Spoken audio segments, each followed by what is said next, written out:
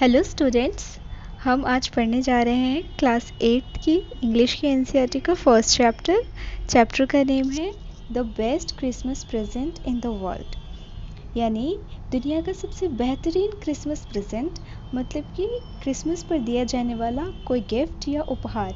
हम जानते हैं कि क्रिसमस 25 दिसंबर को एवरी ईयर सेलिब्रेट किया जाता है। ये जीसस क्राइस्ट ईसा मसीह के जन्मदिन पर मनाया जाता है ये त्यौहार, और इस त्यौहार में गिफ्ट का बहुत ही अहम रोल होता है।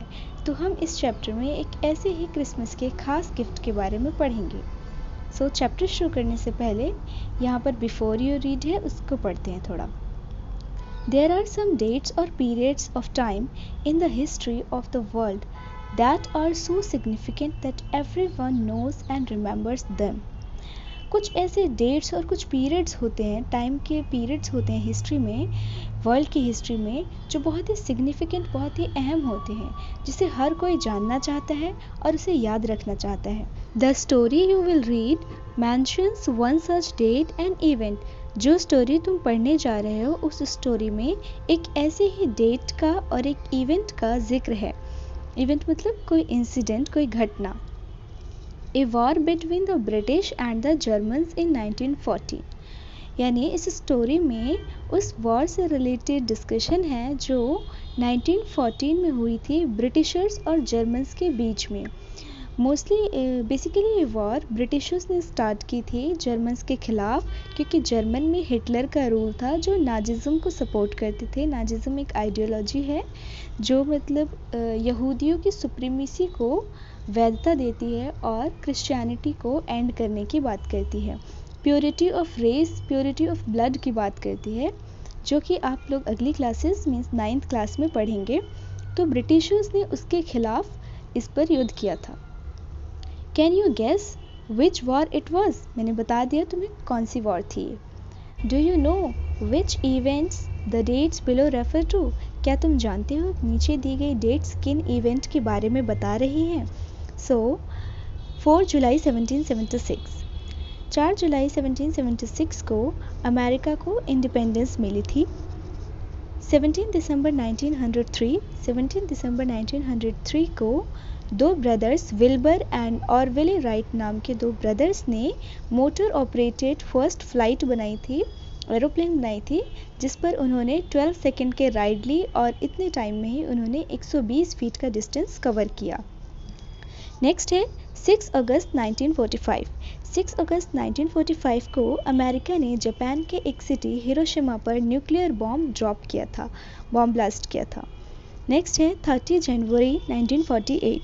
30 जनवरी 1948 को महात्मा गांधी को नाथूराम गॉडसे ने गोली मारी थी, यानी महात्मा गांधी का एसेसिनेशन या फिर कत्ल हुआ था। 12 अप्रैल 1961। अब 12 अप्रैल 1961 को सोवियत यूनियन के एक एयरफोर्स पायलट जिनका नाम था यूरी ए गैगारिन, जिन्होंने स्पेस का यानी अर्थ के चारों तरफ के ऑर्बिट का एक चक्कर काटा। नेक्स्ट है 20 जुलाई 1969। 20 जुलाई 1969 को फर्स्ट ह्यूमन जिन्होंने चांद पे अपना कदम रखा, जिनका नाम था नील आर्मस्ट्रॉन्ग। ओके, अब चैप्टर की शुरुआत करते हैं। I spotted it in a junk shop in Bridgeport, a roll top desk। Author बता रहा है कि उसकी निगाह एक रोल टॉप डेस्क पर पड़ी, एक बड़े से डेस्क पर पड़ी, जो कि एक जंक शॉप में था। ब्राइडपोर्ट के जंक शॉप कबाड़े की दुकान में था।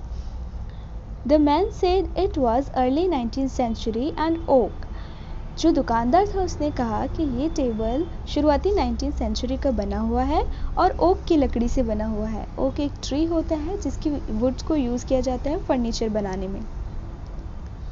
I had wanted one but they were far too expensive। Author को एक ऐसी ही टेबल की तलाश थी, लेकिन वो नहीं खरीद पा रहा था क्योंकि ऐसा न्यू टेबल बहुत ही एक्सपेंसिव होता, बहुत ही महंगा होता। This one was in a bad condition, the roll top in several pieces। जो ये टेबल था, ये जो डेस्क था, बहुत ही बुरी कंडीशन में था। जो उसका ऊपर का रोल टॉप था वो बहुत सारे टुकड़ों में टूटा हुआ था। One leg clumsily मेंडेड।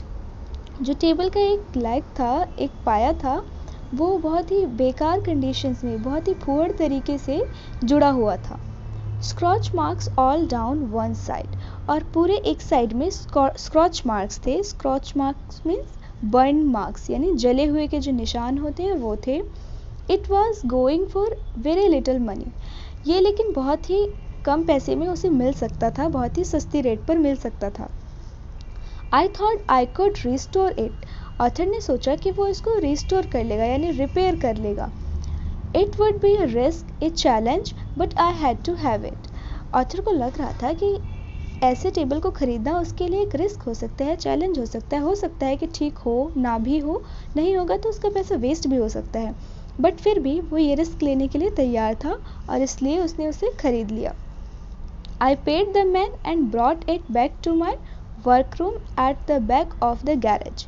उसने जो दुकान वाला था उसको इसकी कीमत चुकाई और इसे अपने घर पर ले आया, डेस्क को, जो कि गैरेज के पीछे था, वर्करूम में ले आया। I began work on it on Christmas Eve, और ऑथर ने उस पर काम करना शुरू कर दिया क्रिसमस ईव पे, यानी क्रिसमस 25 दिसंबर को मनाया जाता है, उससे जो पहले की शाम होती है उसको क्रिसमस ईव कहा जाता है। I remove the role top completely and pulled out the drawers. Author ने रोल टॉप को पूरी तरीके से निकाल दिया। रोल टॉप एक लकड़ी की एक प्लेट टाइप होती है, टेबल में अटैच्ड होती है। जब राइटिंग का वर्क कर रहे होते हैं तो उसे स्लाइड करके लिख लेते हैं और जैसे ही कंप्लीट हो जाता है काम तो उसको फिर अंदर कर देते हैं वापस से। और उसने जो बाकी के ड्रॉर्स थे, दराज थे, उन्हें भी निकाल दिया उस टेबल से। The vernier had lifted almost everywhere. जो वेनियर था, वेनियर एक प्लास्टिक की डेकोरेटिव लेयर होती है जो कि लकड़ी पे चढ़ाई जाती है, एक खूबसूरती के लिए कह लें या फिर कह लें कि लकड़ी की क्वालिटी को छुपाने के लिए लगाई जाती है, वो लगभग हर जगह से हटी हुई थी, उखड़ी हुई थी। It looked like water damage to me. Author को ऐसा लग रहा था कि इस टेबल को वाटर से भी डैमेज हुआ है, सिर्फ आग से ही नहीं, वाटर से भी डैमेज हुआ है, क्योंकि जो स्क्रॉचिंग मार्क्स थे वो ऐसा बता रहे थे कि इस टेबल को फायर से भी डैमेज हुआ है।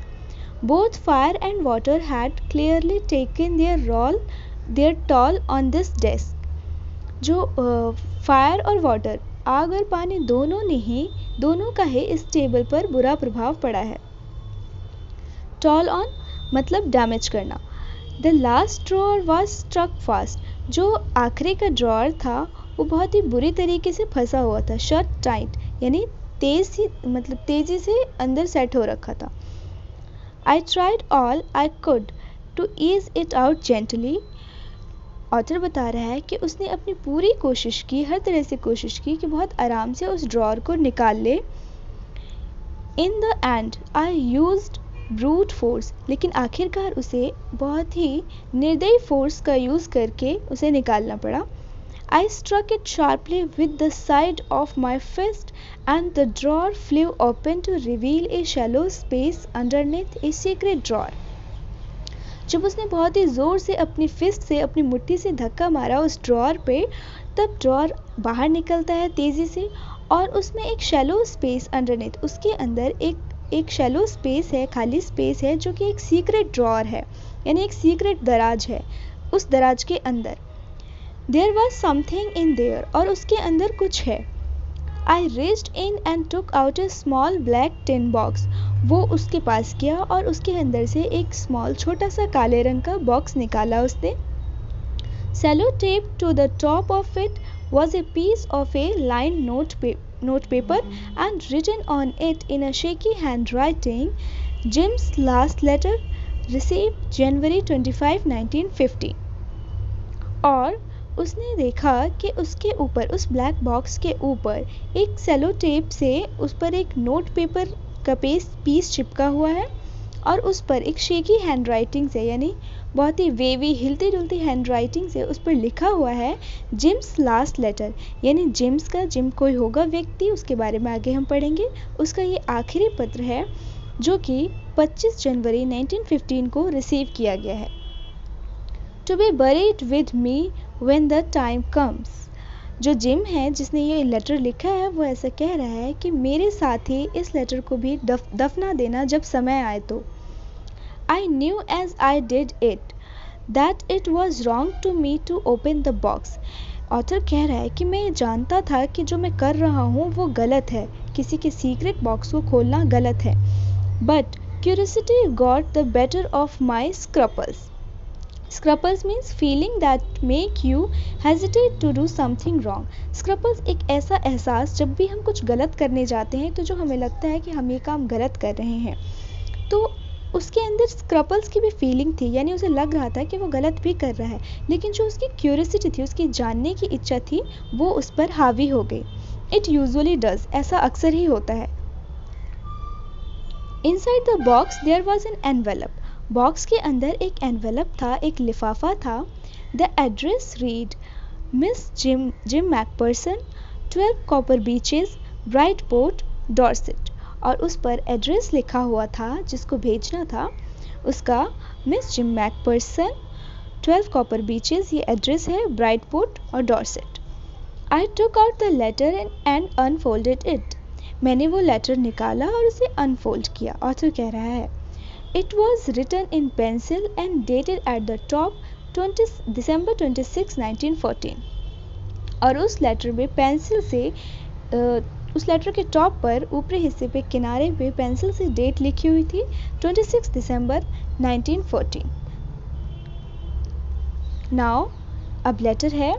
डियरेस्ट कॉनी, मेरी प्यारी Connie, I write to you in a much happier frame of mind because something wonderful has just happened that I must tell you about at once. यहाँ पे जो मिस्टर जिम मैकपर्सन है, जो ये letter लिख रहा है, वो अपनी वाइफ को लिख रहा है ये लेटर, जिसको वो कॉनी कहकर बुलाता है, मेरी प्यारी Connie. I write to you in a much happier frame of mind.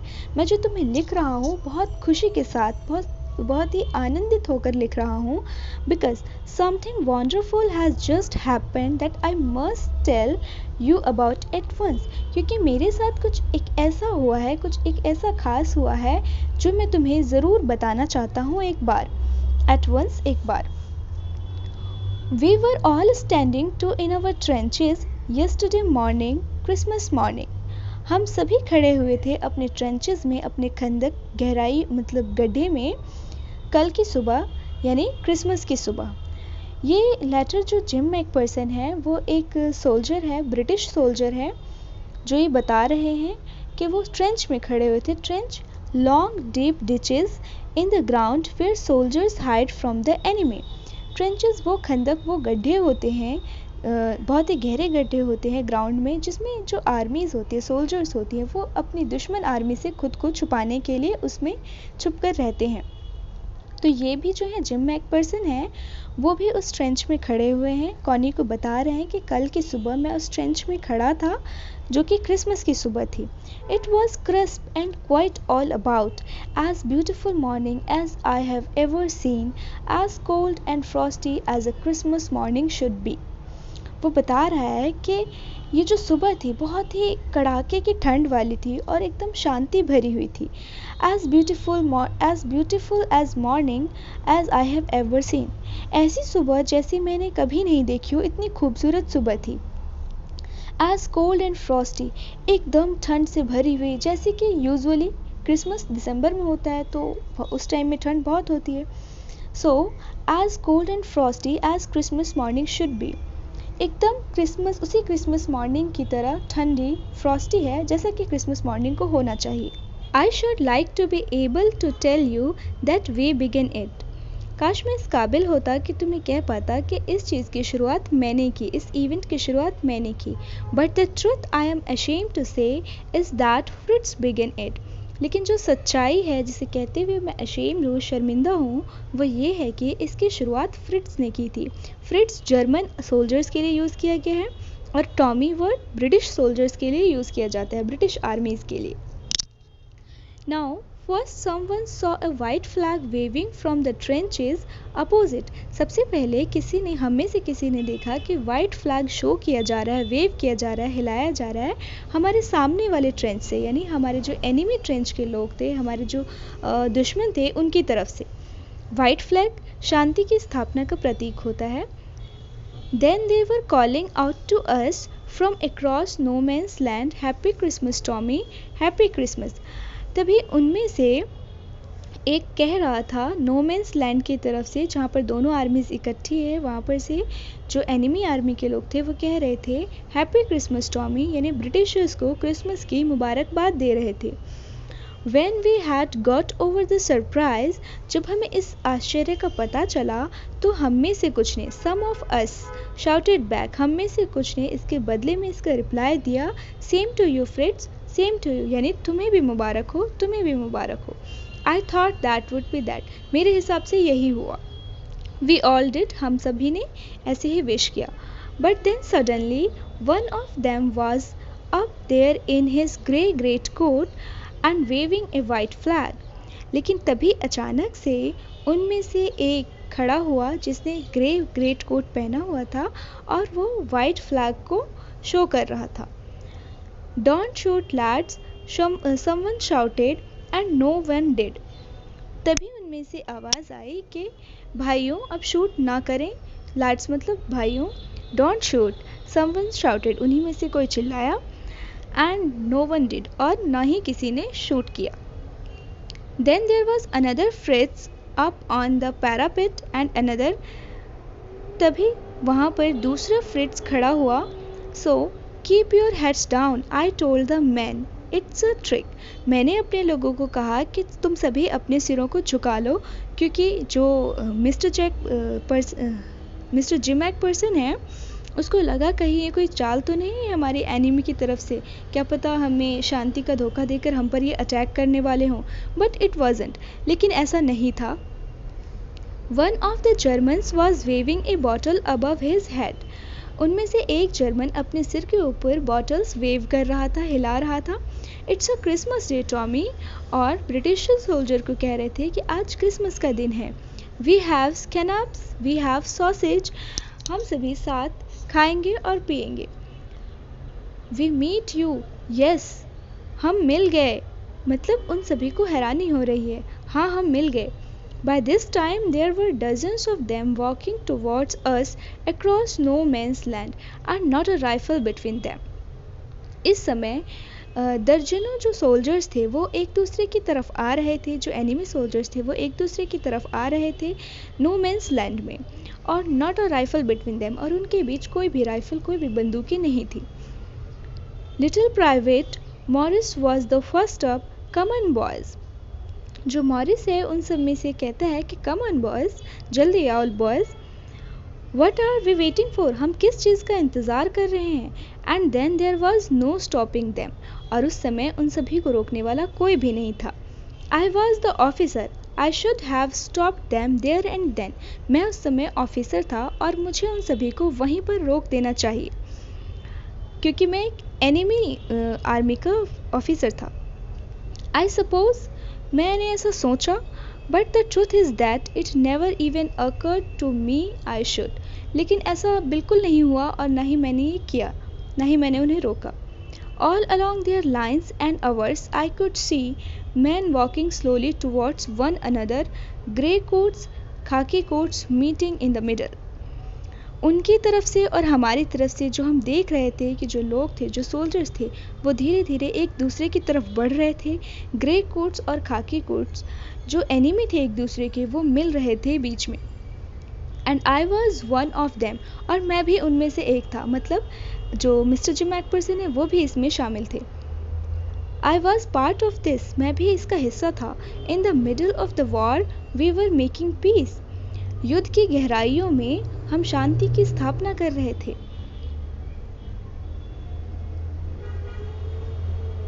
You cannot imagine, dearest Connie, my feelings as I looked into the eyes of a Fritz officer who approached me, hand outstretched. Hans Wolf, he said, gripping my hand warmly and holding it. I am from Dusseldorf. I play the cello in the orchestra. Happy Christmas. तुम imagine नहीं कर सकती, तुम सोच नहीं सकती, मेरी प्रिय कॉनी अपनी कॉनी वाइफ को बता रहा है, my feelings as I looked, मेरी फीलिंग्स के बारे में जब मैंने फ्रिट्स ऑफिसर यानी जो जर्मन ऑफिसर था, अपोजिट आर्मी का जो ऑफिसर था, जब मैंने उसकी आंखों में देखा, वो मेरी तरफ आया और उसने अपना हाथ बढ़ाया, आउटस्ट्रेच किया मेरी तरफ और अपना इंट्रोडक्शन कराया। कहा, हैंस वॉल्फ, यानी मेरा नाम हैंस वॉल्फ है। He said, gripping my hand, मेरे हाथ को बहुत ही गर्मजोशी से पकड़ते हुए कहा, मीन्स हैंडशेक करते हुए कहा, हाथ मिलाते हुए कहा, आई एम फ्रॉम डजलडॉर्फ, मैं डजलडॉर्फ से हूँ, ये एक जगह है जर्मनी में। उसने अपने बारे में कहा कि मुझे सेलो मीन्स एक म्यूज़िकल इंस्ट्रूमेंट लाइक वायलिन के जैसा होता है। उसने बताया कि मुझे सेलो ऑर्केस्ट्रा में प्ले करना बहुत पसंद है। Happy Christmas. अपने आप को इंट्रोड्यूस कराने के बाद उसने क्रिसमस की मुबारकबाद दी। Captain gym McPherson, I replied, मैंने इसका जवाब दिया, अपना नाम बताया, मतलब कैप्टन जिम मैकपर्सन, अपने आप को इंट्रोड्यूस कराया। And a happy Christmas to you too, तुम्हें भी क्रिसमस मुबारक हो। I am a school teacher from Dorset in the west England, मैंने अपने बारे में बताया कि मैं स्कूल टीचर हूँ डॉर्सेट में, जो कि वेस्ट इंग्लैंड में है, पश्चिमी इंग्लैंड में है। Oh Dorset, he smiled, I know this place, I know it very well. तो उसने मुस्कुराते हुए जवाब दिया, अच्छा डॉर्सेट, मैं इस प्लेस को जानता हूँ, इस जगह को जानता हूँ और काफ़ी अच्छे से जानता हूँ। We shared my rum ration and his excellent sausage, हम दोनों ने आपस में अपना रम और सॉसेज खाने की चीज़ होती है, उसको शेयर किया हमने आपस में। एंड वी टॉक्ड, हमने बातें की। कॉनी को बोल रहा है कि हमने बातें की। हाउ वी टॉक, और हमने कैसे बातें की। He spoke almost perfect English, और मुझे हैरानी है इस बात से कि वो बिल्कुल इंग्लिश में बात कर रहा था जर्मन होने के बावजूद। But it turned out that he had never set foot in Dorset, never even been to England. ऐसा इसके बावजूद कि वो कभी डॉर्सेट में अपना उसने कदम नहीं डाला और कभी इंग्लैंड में नहीं आया, फिर भी उसे इंग्लिश आती थी। He had learned all he knew from England from school and from reading books in English. उसने जो भी सारी चीज़ें इंग्लैंड के बारे में जानी थी वो स्कूल से जानी थी या फिर किताबों में से जानी थी, इंग्लिश बुक्स पढ़कर जानी थी। His favorite writer was Thomas Hardy. His favorite book Far from the Madding Crowd. उसके फेवरेट राइटर थॉमस हार्डी थे और जो फेवरेट बुक थी उसकी वो Far from Madding Crowd book का ही टाइटल है। So out there in no man's land we talked of Bachfeva and Gabriel Oak, Sargent Troy and Dorset. हमने नो मैंस लैंड में बहुत सारी बातें की, बाचफेबा की एंड गैब्रियल ओक की, सेरेगन ट्रॉय की एंड डॉर्सेट की। ये जगहों के नाम हैं, इसके बारे में उन्होंने डिस्कशंस किए। He had a wife and a son born just 6 months ago. जो फ्रिट्स आर्मी का ऑफिसर है उसकी एक वाइफ है और उसका एक बेटा है जो कि 6 महीने पहले पैदा हुआ है। As I looked about me, there were huddles of khaki and grey everywhere. जैसा कि मैंने देखा यहाँ पर जो नो मैंस लैंड है उस पूरे में हडल्स थी, झुंड था खाकी और ग्रे का, यानी दोनों आर्मीज का झुंड था। Smoking, laughing, talking, drinking, eating, सभी स्मोक कर रहे थे, हंस रहे थे, बातचीत कर रहे थे, खा रहे थे, पी रहे थे, यानी बिल्कुल खुशगवार माहौल था वहाँ का। Hans Wolf and I shared what was left of your wonderful Christmas cake, Connie. Mr Jim McPherson कह रहा है कॉनी को कि हैंस वॉल्फ और हम दोनों ने साथ में मिलकर वो केक खाया जो तुमने क्रिसमस पर दिया था। He thought that marzipan was the best he had ever tasted. I agreed. Hans Wolf को मर्जीपैन केक बहुत ही बेस्ट टेस्ट का लगता है और इस चीज़ से मैं भी सहमत था। मिस्टर जिम मैकपर्सन भी सहमत था। ए sweet covering on A cake made from sugar, eggs and almonds.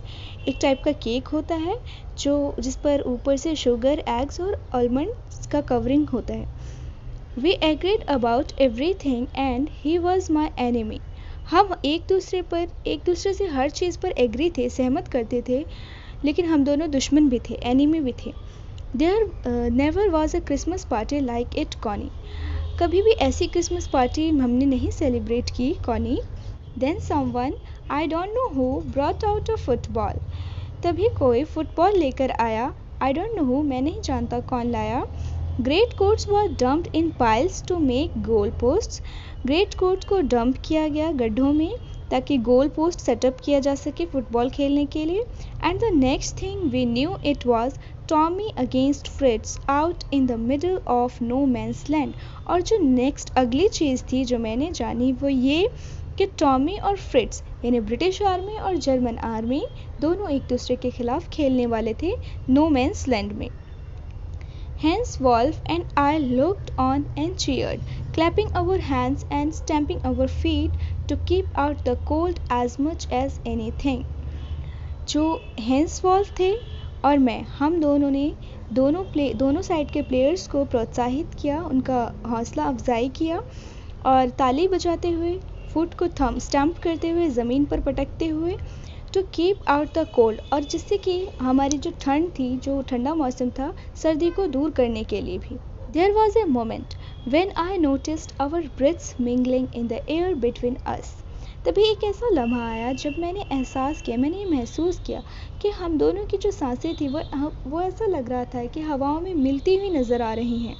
He saw it too and smile, उसने भी ऐसा देखा और मुस्कुराया, यानी हैंस वॉल्फ ने भी ऐसा ही महसूस किया। Jim McPherson, he said after a while, उसने कुछ समय के बाद कहा, जिम मैकपर्सन सुनो, I think this is how we should resolve this war. मैं ऐसा सोचता हूँ कि इसी तरीके से हमें अपने युद्ध की भी समाप्ति कर देनी चाहिए, अपनी जंग को भी ख़त्म कर देना चाहिए। ए फुटबॉल मैच, जैसा कि एक फुटबॉल मैच में no one dies in a football match, कोई भी नहीं मरता मैच में, ना ही कोई चिल्ड्रन ऑर्फान होता है, ना ही कोई बच्चा अनाथ होता है, ना ही किसी की वाइफ विधवा होती है। I would prefer cricket, I told him, तभी मैंने कहा, मिस्टर जिम मैकपर्सन ने कहा कि मैं क्रिकेट को प्रेफर करूँगा फुटबॉल की जगह पे। Then we Tommies could be sure of winning probably, तभी हम टॉमीज़ यानी अपने बारे में बोल रहे हैं मिस्टर जिम मैकपर्सन कि हम ब्रिटिशर्स तभी जीत पाएंगे। We laughed at that and together we watched the game. हम दोनों एक हंसे और हम साथ में मैच को देखने लग गए। क्योंकि मिस्टर जिम मैकपर्सन ने क्रिकेट की बात इसलिए कही क्योंकि जो ब्रिटिशर्स हैं वो क्रिकेट में स्ट्रांग होते हैं और जो जर्मन्स होते हैं वो फुटबॉल में स्ट्रांग होते हैं। तो मिस्टर जिम मैकपर्सन ने कहा कि अगर फुटबॉल की जगह क्रिकेट हो तो शायद हम जीत सकते हैं, और ये कहकर दोनों हंसे साथ में और एक साथ देखने लग गए गेम को। Sad to say, Connie, Fritz won 2 goals to 1। ये कहते हुए उदासी हो रही है कॉनी कि इस खेल में फ्रिट्स जीत गए 2 गोल से, but as Hans Wolf generously said our goals was wider than theirs, so it wasn't quite fair. तभी हैंस वॉल्फ ने कहा कि जो हमारे गोल्स थे वो इनके गोल्स से ज़्यादा वाइडर थे, सो ये फेयर नहीं हुआ, ये सही नहीं हुआ है जो मैच में हमारी जीत हुई है। The time came, and all too soon, when the game was finished, the schnapps and rum and the sausage had long since run out, and we knew it was all over. समय आ गया सारी चीज़ें ख़त्म होने का, जो game था वो ख़त्म हो चुका था, जो स्नैपर्स था एक टाइप का ड्रिंक होता है, और रम, सॉसेज, ये सभी ख़त्म हो चुका था, रन आउट हो चुका था क्योंकि काफ़ी लंबे समय से चल रहा था। We knew it was all over, हम जानते थे कि अब सब ख़त्म हो रहा है। I wished Hans well and told him I hoped he would see his family again soon and the fighting would end and could all go home. मैंने ऐसा आशा किया, हैंस के लिए ऐसी दुआ की और उसे कहा कि आशा है कि तुम जल्दी ही अपने परिवार में जा पाओगे और जल्दी ही जो ये हम दोनों के बीच की लड़ाई है ये ख़त्म हो जाएगी और हम सभी घर जा पाएंगे अपने अपने घर।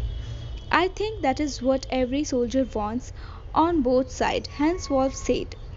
हैंस वॉल्फ ने कहा कि मेरे हिसाब से लगभग सभी सोल्जर्स ऐसा ही चाहते हैं। टेक केयर जिम मैकपर्सन, अपना ख्याल रखना जिम मैकपर्सन, हैंस वॉल्फ ने कहा।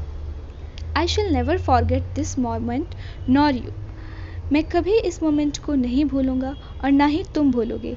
ही saluted and walk away from me slowly unwillingly.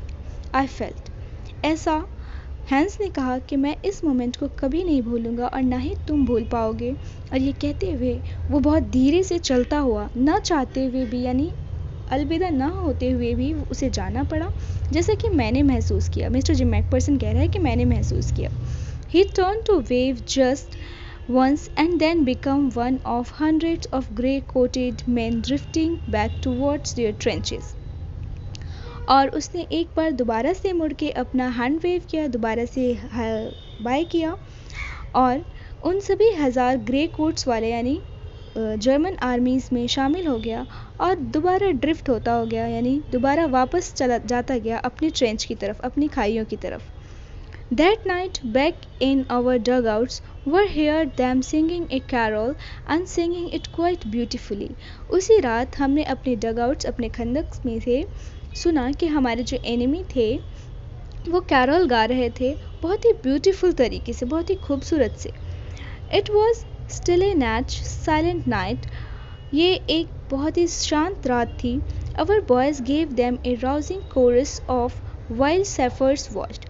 हमारे जो बॉयज़ थे यानी हमारे जो सोल्जर्स थे उन्होंने इनको कोरस दिया, यानी इनको साथ दिया, गाने में सुर दिया. और जब शेफर्ड्स देख रहे थे, शेफर्ड्स यानी जो चरवाहे होते हैं वो भी देख रहे थे. We exchanged carols for a while and then we all fell silent. हमने अपना सिंगिंग एक दूसरे में एक्सचेंज किया और फिर बाद में हम सभी शांत हो गए. We had our times of peace and goodwill, a time I will treasure as long as I live. हमारे पास वो जो समय था वो शांति का और वो एक अच्छी आशा का जो समय था वो हमेशा की तरह हमारे पास रहेगा, एक ट्रेजर की तरह, एक खजाने की तरह, जब तक मैं ज़िंदा रहूँगा. Dearest Connie, by Christmas time next year, this war will be nothing but a distant and a terrible memory. प्रिय कॉनी, ऐसा मैं आशा करता हूँ कि अगले साल क्रिसमस तक जो ये वॉर है ये बिल्कुल ख़त्म हो जाएगी, ये बिल्कुल नथिंग, कुछ भी नहीं रहेगी और ये एक दूर की, एक भयानक, एक ख़तरनाक, एक दूर की याद बनकर रह जाएगी. इसकी असलियत का खात्मा हो जाएगा. I know from all that happened today how much both armies long for peace. मैं पूरी तरीके से जानता हूँ कि जो भी आज हुआ इसके लिए दोनों साइड की आर्मी कितना चाहती है शांति के लिए. Long for peace. We shall be together soon. आशा करते हैं हम जल्दी ही साथ हो जाएंगे. I am sure of it. मुझे भरोसा भी है इस चीज़ पर. Your loving Jim. तुम्हारा प्यारा जिम मैकपर्सन. मुझे लगता है कि वीडियो काफ़ी लंबी हो गई है, तो जो नेक्स्ट पार्ट है, थर्ड पार्ट, उसे हम नेक्स्ट वीडियो लेक्चर में कवर करेंगे.